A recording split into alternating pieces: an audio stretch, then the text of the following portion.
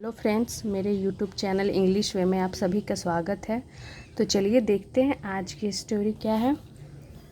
तो इसका टाइटल है टू स्मग फिशेस, यानी कि दो घमंडी मछलियाँ। तो चलिए देखते हैं क्या दो घमंडी मछलियों की स्टोरी है ये।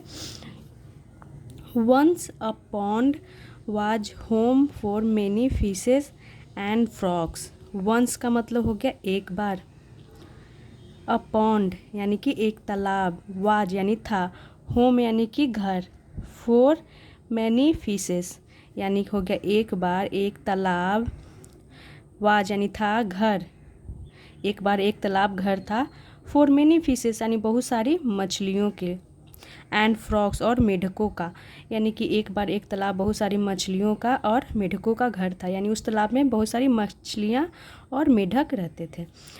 To fishes living in the pond were friendly with a wise frog इसका मतलब हो गया दो मछलियाँ living in the pond were friendly, इसे क्या पढ़ेंगे, फ्रेंडली, यानी कि पॉन्ड यानी कि तालाब में रहने वाली मछलियाँ, लिविंग यानी रहने वाली मछलियाँ, दो मछलियाँ, वर यानी कि थी, फ्रेंडली का मतलब हो गया कि मित्रतापूर्ण या फिर दोस्ताना, विथ यानी से, अ वाइस फ्रॉग एक बुद्धिमान फ्रॉग से।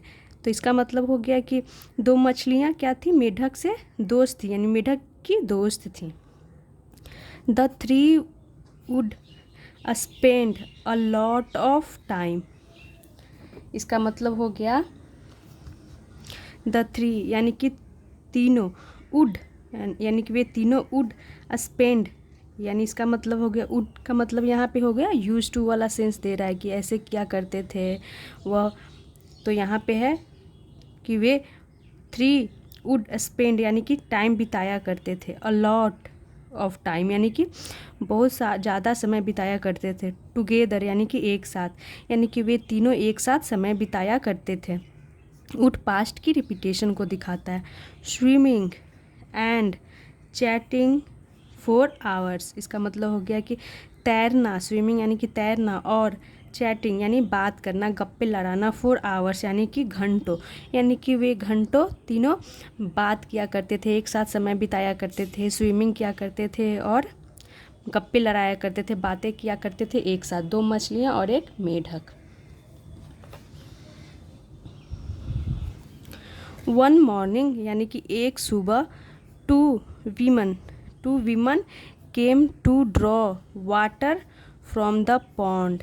टू वीमेन यानी कि दो औरतें, केम यानी कि आई, कम की सेकेंड फॉर्म हो गई केम यानी कि आई, टू ड्रॉ यानी कि खींचने के लिए, और ड्रॉ यहाँ पे टू यहाँ क्या हो गया, इन्फिनिटी, क्योंकि ड्रॉ यहाँ पे वर्ब की बेस फॉर्म का यूज किया गया, तो ये हमारा इन्फिनिटी हो गया, ये हमारा प्रीपोजिशन यहाँ नहीं है, तो ये इन्फिनिटी मार्कर हो गया। तो दो वीमेन यानी दो औरतें आई, टू ड्रॉ यानी खींचने के लिए, वाटर यानी कि पानी, फ्रॉम द पॉन्ड, तो किससे, द पॉन्ड यानी कि उस तालाब से, यानी कि उसी तालाब से जिस तालाब में मछली और मेढक रहते थे, उसी तालाब से दो औरतें आई पानी खींचने के लिए।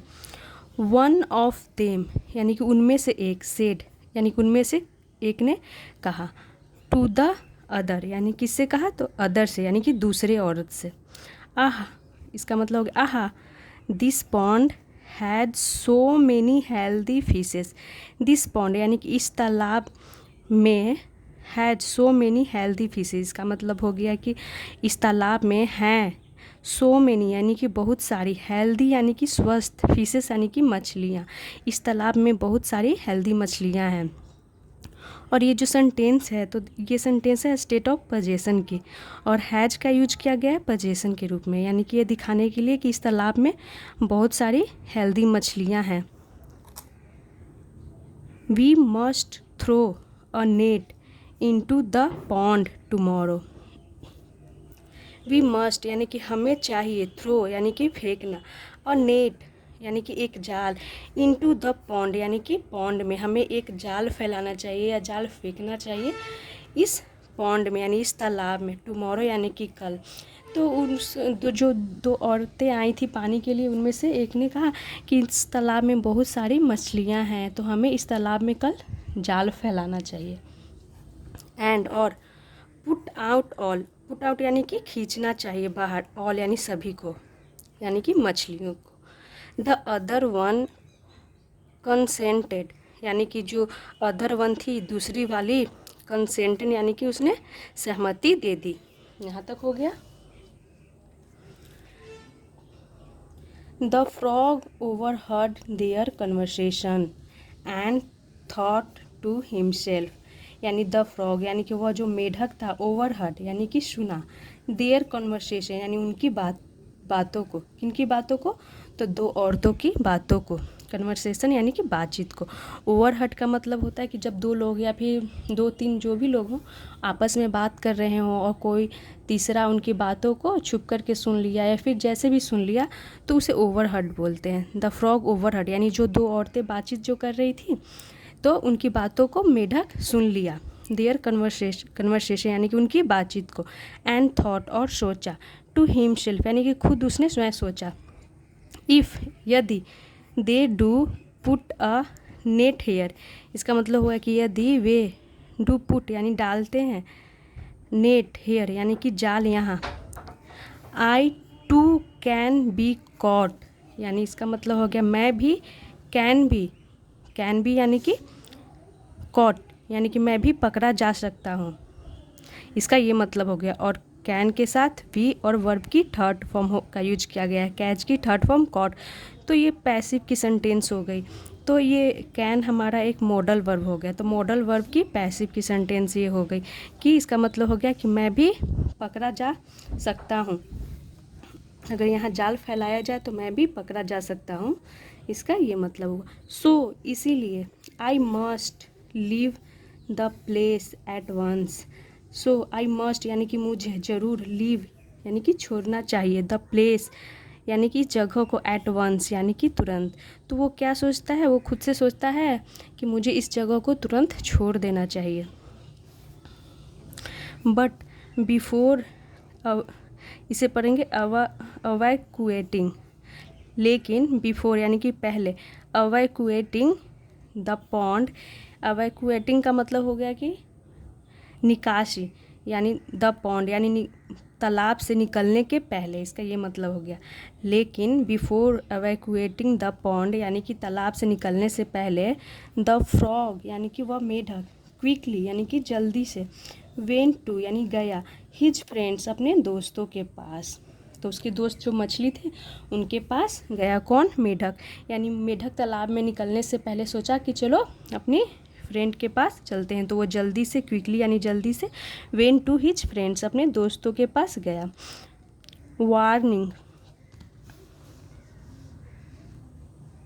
Warning them about the danger, तो वार्निंग का मतलब होगा कि उन्हें चेतावनी देते हुए, वार्निंग देम यानी कि उन्हें आगाह करते हुए, अबाउट यानी के बारे में, द डेंजर यानी कि खतरा, यानी कि खतरा के बारे में आगाह करते हुए, अहेड यानी कि आगे, यानी कि आगे खतरा है, कल खतरा, इसके बारे में उन्हें आगाह करते हुए, ही आस्क्ड उसने कहा, देम यानी कि उनसे, यानी मछलियों से, to escape with him, to escape यानी कि भागने के लिए, विथ हिम यानी उसके साथ। तो वो आगाह करते हुए, वार्न करते हुए, क्या मेढक ने क्या बोला, टू एस्केप यानी कि भागने के लिए, विथ मी यानी कि मेरे साथ। बट लेकिन, द टू फिश यानी कि जो दो मछलियाँ, रिब्यूक्ड का मतलब होता है डांट फटकार लगाना, लेकिन वह दो मछलियाँ थी वो रिब्यूक्ड यानी कि डांट फटकार लगाई।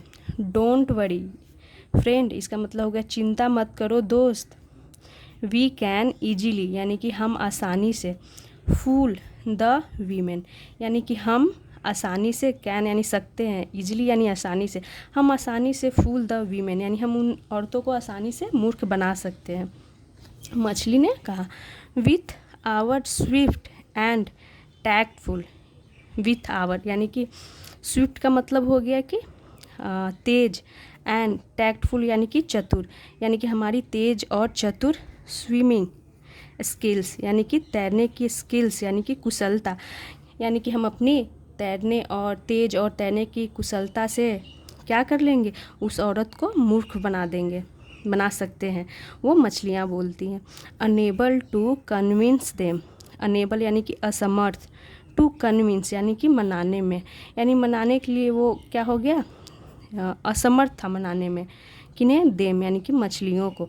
द फ्रॉग देन यानी कि वह मेढक तब हॉप्ड आउट, तो हॉप का मतलब होता है जो मेढक उछल के चलता है तो उसे हॉप बोलते हैं। हॉप्ड आउट, तो ये पास्ट की है इसीलिए हॉप्ड का यूज किया गया। हॉप्ड आउट यानी बाहर निकल गया। ऑफ द पॉन्ड यानी कि उस तालाब से, तो वो उसे मछलियों को कन्विंस करने की कोशिश किया बट मछलियाँ नहीं मानी, तो वो मेढक खुद तालाब से निकल गया। ऑफ द पॉन्ड यानी कि तालाब से। And jumped into a near by well, और जम्प्ड यानी कि कूद गया, इनटू यानी कि में, अ नियर बाई यानी कि नज़दीक, वेल एक नज़दीक एक वेल यानी कि कुएं में वो कूद गया।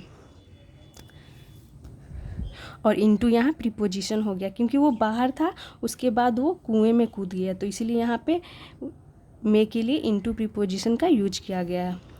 इन यानी किसी चीज़ के अंदर, टू यानी कि डायरेक्शन को दिखा रहा है, तो ये हो गया इनटू। नेक्स्ट डे यानी कि अगले दिन। दो यानी कि हालांकि। The two fish put in their best to keep away from being caught, इसका मतलब हो गया अगले दिन हालांकि दो मछलियाँ, फिश, टू फिश यानी कि दो मछलियाँ, पुट इन देयर बेस्ट का मतलब हो गया कि उन्होंने बहुत कोशिश की। बेस्ट यानी कि अपना बहुत कोशिश की, अपना पूरा, यानी बोलता है ना कि 100% देना, तो उन्होंने पूरा अपना कोशिश किया मछलियों ने। टू कीप यानी रखने की, अवे यानी कि दूर, फ्रॉम बीइंग कॉट यानी कि पकड़े जाने से, यानी उन्होंने पूरी कोशिश की पकड़े जाने से। इन द नेट यानी नेट में पकड़े जाने से उन्होंने बचने की पूरी कोशिश की, बट लेकिन, इन वेन लेकिन व्यर्थ, यानी इसका मतलब हो गया कि उन्होंने पकड़े जाने से बहुत कोशिश की लेकिन बेकार हो गया, व्यर्थ यानी कि वो पकड़े गए होंगे। और यहाँ पे बीइंग देख रहे हैं क्योंकि ये फ्रॉम प्रीपोजिशन है और प्रीपोजिशन के बगल में जेरन का यूज किया जाता है, तो बी को क्या किया गया है, बीइंग बनाया गया है क्योंकि यह प्रीपोजिशन है। तो उन्होंने बचने की पूरी कोशिश की पर वो व्यर्थ हो गया। They were sold in the market, यानी कि वे, तो वे किसके लिए प्रोनाउन यूज किया गया, मछलियों के लिए। दे वर सोल्ड, उन्हें बेचा गया। इन द मार्केट, तो ये पैसिव की सेंटेंस होगी, पास्ट इंडिफिनिट की पैसिव, तो सब्जेक्ट हमारा प्लूरल है इसलिए यहाँ पे वर का यूज किया गया, अदरवाइज हम यहाँ वाज का यूज करते हैं। दे वर सोल्ड यानी कि उन्हें बेचा गया, इन द मार्केट यानी कि बाजार में, एट अ गुड प्राइस, तो उन्हें मार्केट में बेचा गया एट अ गुड प्राइस यानी कि अच्छी कीमतों पर।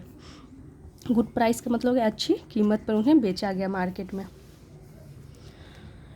द टू फिश यानी कि दो मछली, पेड प्राइस, पेड यानी कि चुकाना पड़ा, प्राइस यानी कि कीमत, फॉर बीइंग ओवर कॉन्फिडेंट, तो किसके लिए उन्हें चुकाना पड़ा, तो फॉर बीइंग ओवर कॉन्फिडेंट, इसका मतलब हो गया कि ओवर कॉन्फिडेंट का मतलब होता है अति विश्वासी, यानी कि अति विश्वासी होने के कारण उन्हें चुकाना पड़ा कीमत। और फोर के बगल में यहाँ पे बी के साथ आईएनजी, क्योंकि ये हमारा प्रीपोजिशन है और प्रीपोजिशन के बाद हम आईएनजी फॉर्म लगाते हैं जो कि जेरन को दिखाता है। तो उन्हें वो अति आत्मविश्वासी होने के कारण उन्हें क्या चुकाना पड़ा, पेड करना पड़ा, यानी अपनी जान गंवानी पड़ी। द टू फिश यानी दो मछली, पेड प्राइस यानी चुकाना पड़ा कीमत, फॉर बीइंग ओवर कॉन्फिडेंट यानी कि अति आत्मविश्वासी होने के कारण, इसका ये मतलब हो गया। तो देख सकते हैं ये दो औरतें हैं जो पानी लेने आई थी तालाब के पास, तो वे बातें कर रही हैं और इधर ये मेढक है जो उनकी बातों को सुन लेता है, तो उसकी जान तो बच जाती है क्योंकि वो वहाँ से निकल जाता है, लेकिन जो दो मछलियाँ थी उनकी बातों को वो नहीं सुनी तो उन्हें जान से हाथ धोना पड़ा। तो ये थी आज की स्टोरी। तो ऐसे ही और वीडियोस देखने के लिए मेरे चैनल को लाइक करें और मेरे वीडियो को लाइक करें और चैनल को सब्सक्राइब करें। Thanks for watching.